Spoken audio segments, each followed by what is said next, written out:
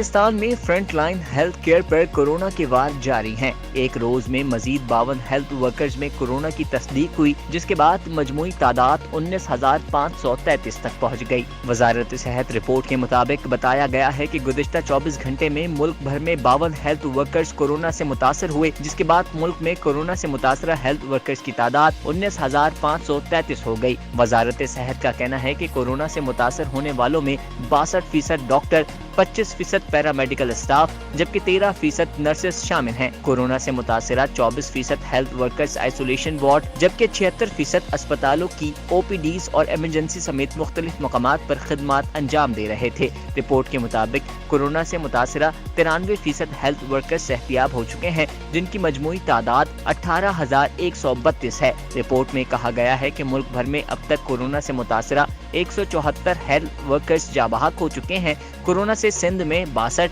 کے پی میں 48، پنجاب میں 29، وفاقی دارالحکومت میں کورونا سے متاثرہ 14، آزاد کشمیر اور بلوچستان میں بالترتیب 9 جبکہ گلگت بلتستان میں 3 ہیلتھ کیئر ورکرز جاں بحق ہو چکے ہیں۔ انصار احمد، میٹا نیوز، کراچی۔